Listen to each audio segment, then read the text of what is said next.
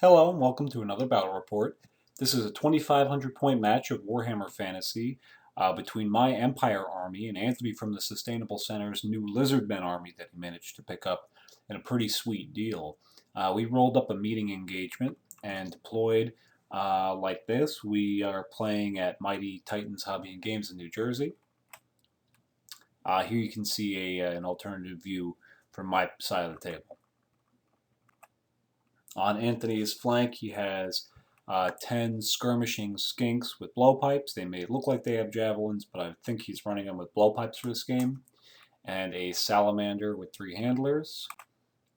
He's got 3 pterodon riders, a horde of 50 saurus warriors with spears, another salamander, a block of 18 or 20 something temple guard, with a Slon. He's a level 4 Lore of Life. He has 3 disciplines. One of them is Lore Master, so he knows all the spells. The other is the one that adds +1 power dice to his spellcasting attempts. And then the remaining one is you pick a wizard within 24 inches, and he discards all 6s. The Slon has the cupped hands, so his first miscast is given to a wizard in line of sight on the enemy's side. And then the unit has, I believe, the Flaming Attacks banner, and the Slon has Standard of Discipline, so he's Leadership 10 and broadcasting that. You can't really see him, but he's behind that tree. There's a level 1 Skink Priest, Lore of Heavens, who has the Cube of Darkness. It functions as a Dispel Scroll, but also has the added effect that on a 4-up, it ends all remains in play spells, and immediately ends the enemy's magic phase when used in that way. Then he has a block of 30 Saurus warriors, hand, weapon, and shield, and another 10 skirmishing skinks.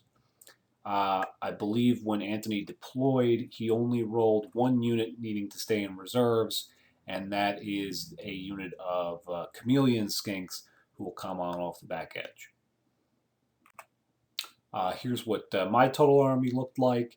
I had the Demigryph Knights and the Swordsman with attached level 4 Wizard Lore of Shadow kept in reserve, so they'll come off my back edge on turn 1. On my left flank, I have the Pistoliers and the Archers. Yeah, here you can see a close-up on that. The Archers are deployed inside that marsh, however they're skirmishers, so they're immune to the dangerous terrain check required for moving through the marsh. But so 5 Pistoliers with a Musician, 10 Archers. I have my 38 Greatswords with 3 characters. The Archlector has a 4-up armor, 4-up ward. BSB has a 3-up armor, 4-up ward, and the Iron Curse icon. Not really relevant against Lizardmen, but this is kind of an all-comers list, and I wanted to see how it would do. I also have a Witch Hunter with a brace of pistols. And immediately in front of them is the steam tank, which is deployed on the as far up as it can possibly go. That's why it's sideways like that. Before it moves, it's going to rotate and go however many inches it rolls for random movement anyway. So I kind of felt like that wasn't a huge sacrifice to make. Behind the Greatswords is the Celestial Hurricanum.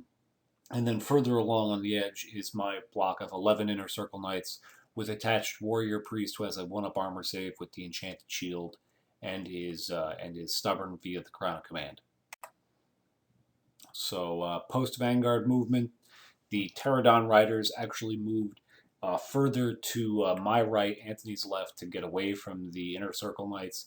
And the Pistoliers did not actually make a Vanguard move at all because I wanted to attempt to charge with them. And I had actually deployed my entire army first. Anthony had an option to seize the initiative on a 6. He did not, so we went into Empire turn 1. The Inner Circle Knights declare a charge on the Pterodons. Anthony elects to hold, and they make that charge. It's I think they needed like a 5 or a 6 on 3d6 re-rolling ones, so very likely to get it, and they did. And then the Pistoliers declared a charge on the Skinks. The Skinks fled. They passed their leadership test and redirected into the flank of the Salamander, and Anthony elected to hold. However, they took 1 casualty to dangerous terrain going over that scree slope in the center.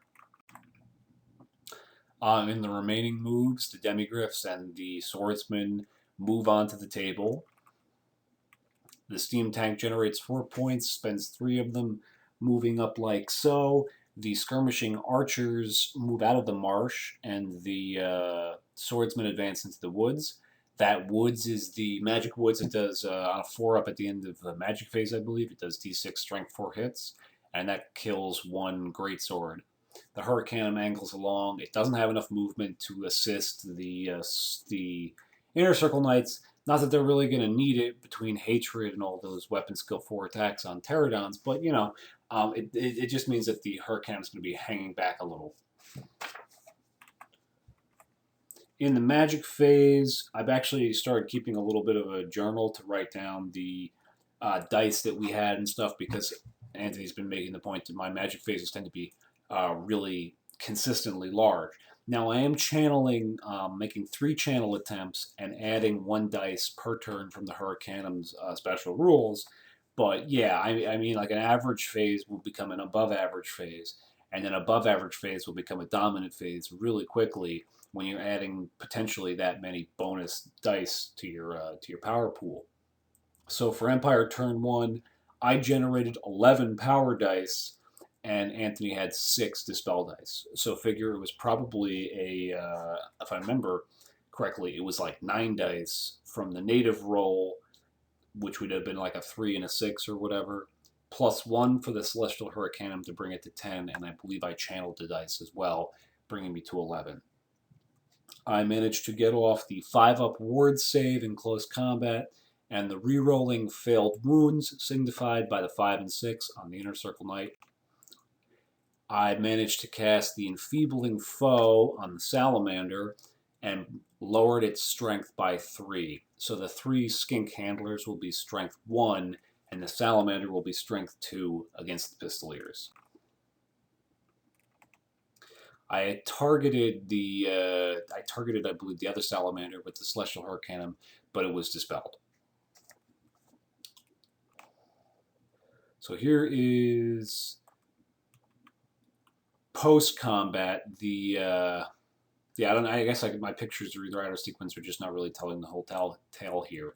The Inner Circle Knights did a bunch of wounds to the Saurus, took no wounds between their ward save and the 2-up armor save, and won combat. However, the Saurus are Leadership 10, Steadfast, and Hold with Cold-Blooded. The Salamander and the Pistoliers cause no wounds to each other. However, I have a flank and a charge. The Salamander breaks, rolls very high. I do not roll high enough to catch him, so the Pistoliers come to stop right in front of those Saurus warriors. This is now a picture of Lizardmen turn 1. The hand weapon and shield Saurus warriors declare a charge from the Pistoliers, who then turn and flee, and the Salamander rallies. So that's why I believe that the hand weapon and shield charge then fails, because Anthony doesn't want to redirect into the steam tank. The archers are way too far, so he just attempts to complete the charge and doesn't roll high. I don't even know if it's possible for him to roll high enough. Either way, that's what it looks like. So I saved myself from 1 turn shooting from that Salamander, because they can't shoot on the turn that they rally. And, of course, the skinks on the far right-hand side rally between Cold-Blooded and a Musician, I believe. I don't remember if he has them or not. Either way, Cold-Blooded makes them very likely to rally. And they do. The Temple Guard advance. The Chameleon skinks walk onto the board. The other Saurus horde is in close combat. And the Skirmishing skinks and the Salamanders move up through that palisade encampment on the left corner of the board. Looking at this now, I'm going to say that maybe I did take a couple casualties from that first turn, because it looks like I'm missing 2 knights. But Anthony's missing almost an entire rank of Saurus warriors. So I know that I won combat first turn. It looks like I took some casualties, not no casualties on that charge. So here's what the board looks like at the conclusion of Lizardman turn 1 movement. Beginning of Empire turn 2, just a quick summary, nothing really happened. The Knights lost combat this turn between not causing very many wounds in ranks and standard, and our stubborn Leadership 8 within 12 inches, I believe, of the Greatsword's horde. So they're testing on a 10, and they hold. So the Pistoliers rally, the steam tank generates 4 points, and I roll 3 dice on movement and get like a 4, a 5, and a 6, which is more than enough to put him into the Temple Guard. So he goes straight ahead and charges into the Temple Guard. He's going to be doing a ton of impact hits, and I can't really control the Slon. I have no ability to really control a Slon in Magic, but at the very least, I can take that unit and just plug it up. It'll never destroy the steam tank. So the best I can do is just keep them out of the game and try to focus on the rest of Anthony's army. The Pistoliers rally from fleeing and move up to take pot shots at the Salamander. Here you can see the total board. The Demigryphs advance full speed ahead. The Swordsmen are slower, so they're hanging back. The only advantage of the level 4 coming on the location that he did is that I'm not within 24 inches of the Slon, so my magic is basically full strength. I don't have to worry about losing my 6s, losing irresistible force, yada, yada, yada. The Great Swords move out of that Magic Woods. The Hurricanum moves up to support the Inner Circle Knights this turn. Here's just another picture. The Pistoliers cause no wounds, and just a brief summary. Lizardman turn 1, Anthony had 7 power dice, I had 7 dispel dice. He cast Flesh to Stone on the Saurus Warrior Horde, and then cast Builder's Blow on the Great Swords, but did not get it irresistibly, so I scrolled it, and then I dispelled Throne of Vines. So right now, going into Empire turn 2, the Horde still has Flesh to Stone up. For Empire turn 2 Magic, I actually had 12 power dice to Anthony's 7 dispel dice. So it was probably a 10 or 11 plus 1 from the Hurricanum, and Anthony getting 6 dispel dice and channeling 1 dice. I attempted to cast Enfeebling Foe on the Horde of Saurus Warriors and was successful. They are -2 to their strength. I attempted to cast Pit of Shades on the 30 hand weapon and shield Saurus Warriors with the large template. I cast the spell with Irresistible Force. I positioned it within the center of that block of hand weapon and shield warriors directly in front of the Pistoliers. It then scattered 11 inches directly onto the Temple Guard unit and the steam tank. The steam tank was destroyed.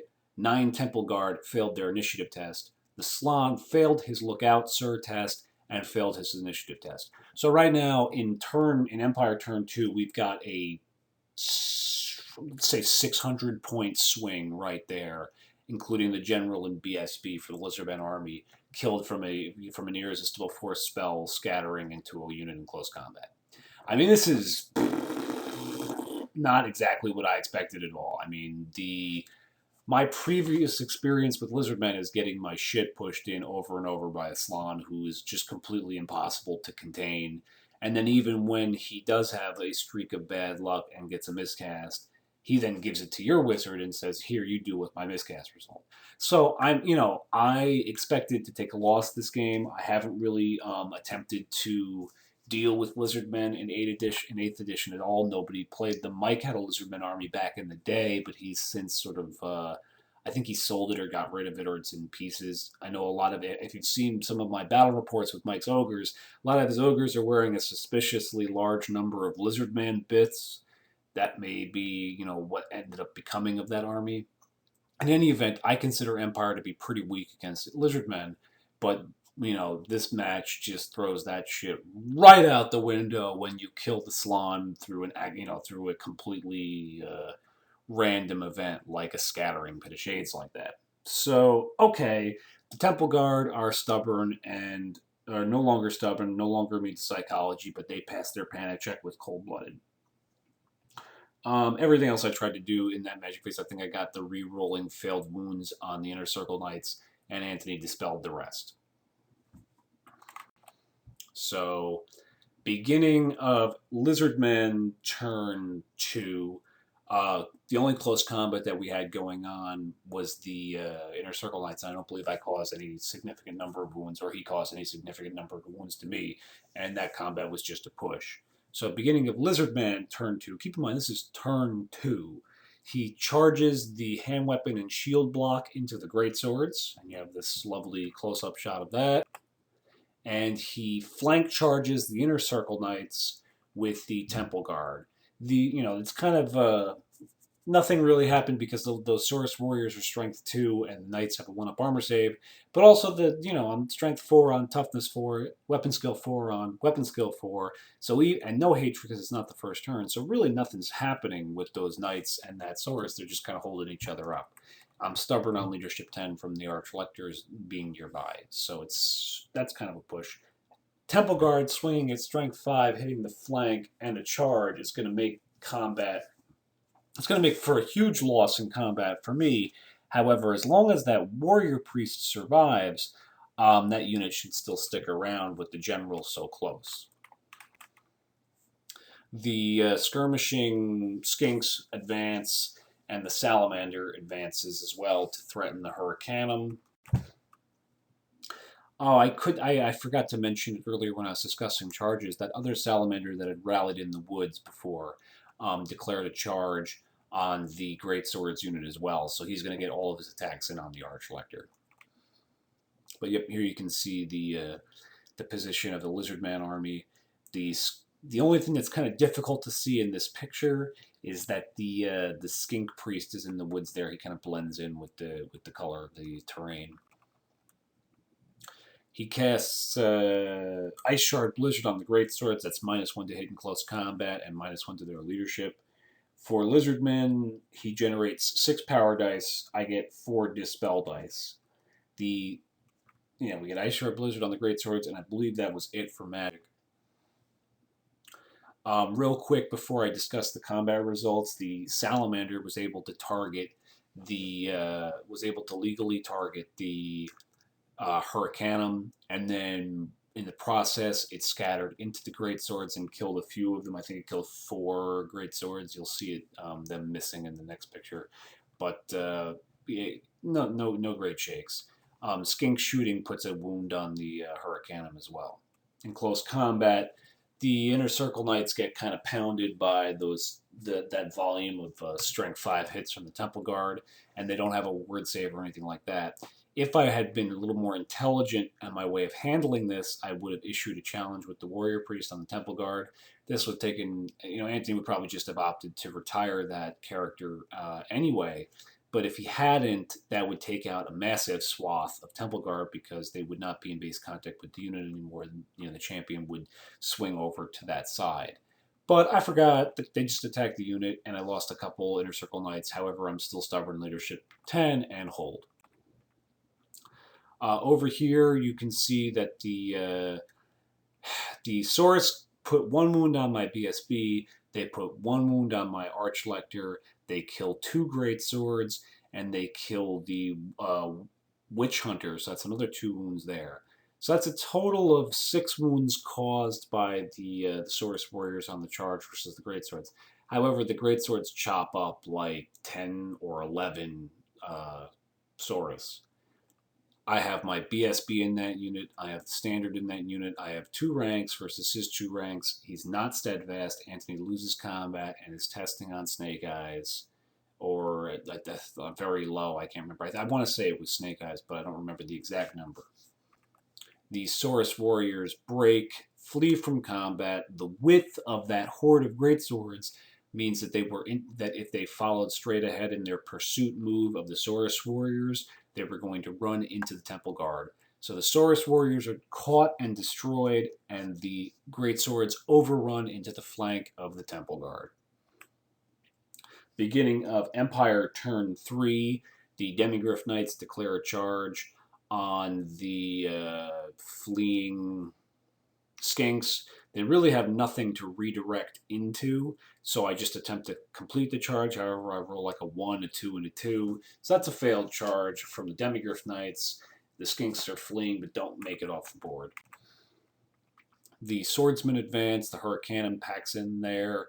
The Pistoliers sweep around to try and shoot at some of the stuff on the left side there. The Archers move up. They'll try to shoot at the Warrior, at the Skink Priest. In Magic, I don't know if I have a good picture of it. I had 8 power dice to Anthony's 5 dispel dice. I cast Enfeebling Foe, and Anthony dispels it with the Cube of Darkness. He rolls a 4 up, or he rolls a 4 higher on that and ends the magic phase right then and there. In shooting, the pistoliers miss with all their shots, and the archers miss with all their shots. In close combat, the halberd wielding temple guard and the spear wielding source warriors do a number on the inner circle knights unit. However, the unit champion and the warrior priest are still alive, and then the great swords unit just goes through those temple guard like nobody's business. Both units are testing on snake eyes. The source warriors fail. The temple guardians roll snake eyes and hold. The horde of spear wielding Saurus warriors flee off the board. There's actually, I didn't make Anthony pick them up because I kind of knew that this was going to be the end of the game.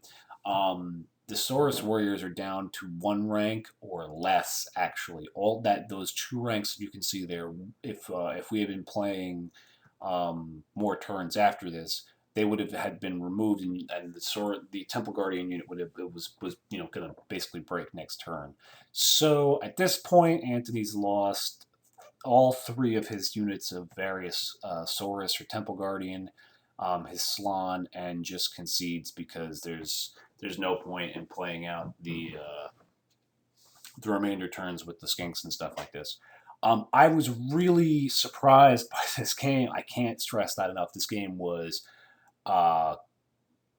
completely beyond what I expected. My previous experience with Lizardmen is that the Slon is just, a complete beast and you can't control him and he's going to walk all over you in the magic phase. And Anthony, the first turn, I was able to dispel Dwellers Below and not take tremendous casualties from it. And then the second turn, the Slon was dead. So I didn't really ever have to deal with the Slon's muscle, so to speak. And I don't feel that this gives a really accurate representation of the potency of a Lizardmen army. Now, the Lore of Life just turns these guys into unmovable bricks. Toughness 6 or toughness 8 Saurus warriors are just impossible to shift. But they're not going to kill anything. You end up relying very hard on Dwellers Below to do your heavy lifting because your guys are only strength 4, so they're good weapon skill. They're slow initiative. They're just not going to put out a tremendous volume of wounds. The best case scenario, of course, is getting that horde of Saurus warriors, because a horde of Saurus warriors not charging is like 50 attacks. It's ridiculous. The Saurus warrior horde is very potent. But something that me and Anthony talked about is he's got this phenomenal leadership. Leverage it. Occam's Mind Racer. The Slon doesn't care about 6 dicing this stuff because if he miscasts, he's just going to toss it off on a nearby wizard anyway. So I think that while Lore of Life is a very competitive lore, I definitely think it's one of the more competitive lores in Warhammer Fantasy. It's not necessary. Saurus warriors are high toughness and hard to kill already. What they need is stuff that augments their punch. I think that the 2 best lores for Anthony to try out would be Lore of Light and Lore of Shadow. Light gives him the augments. It gives him some magic missiles, too, for clearing out chaff, but that's never why you would take the lore. I'm talking about weapon skill 10, initiative 10, always strikes first and additional attacks, and doubling your movement. Those kind of buffs are tremendous. The -1 to be hit in close combat and protection from non-ballistic skill-based shooting, that's really great, too. I mean, I think that Light's modest casting values with the Slon's ability to string out bonus power dice is a winning combination. And I love Shadow. You see me use it all the time in my battle reports. It's especially effective against a low initiative army like the Lizardmen, once again, the Pit of Shades example. But even accepting that, the ability to lower the strength or toughness of a unit on demand from 18, 24 inches, 36 inches away if you're feeling ballsy. I mean, that's a very powerful ability. So in any event, this is kind of the antidote to Anthony's many games of playing with the big wog or the little wog for orcs and goblins and really not having a tremendous variety in spells, and then being stuck with Heaven's Beasts for Life on the Prophetess or Damsels for Bretonia. He has a wizard that can take any lore he wants. He can take a different lore every match, and not only is he versatile, but it's not like he's mediocre. Like an Empire Wizard's mediocre at every, he's got crappy stats and no real innate powers. The Slon is actually tremendously powerful. Let's just hope he doesn't, fail his lookout sir and get sucked into a pit of shades next. I don't think there's a lot of lessons to be drawn from this game. Sure enough, Lizardmen armies without support get flanked and run down, no matter how cold-blooded they are. So let's not dwell on that. I hope to play Anthony again soon, and I'm sure you'll start to see the power of the Slon more forcefully displayed if he manages to get more than, say, one turn of magic off. I hope you guys enjoyed this battle report. Thank you very much for listening. Have a great, have a great one. It's been a lot of fun to record and talk about our experiences, and I just hope that everybody else is enjoying it as much as we are. I've been working on collecting the bits and pieces for a Tomb King's army. Anthony, of course, now has 3 armies. He's got the Orcs and Goblins, the Bretonnians, and the Lizardmen.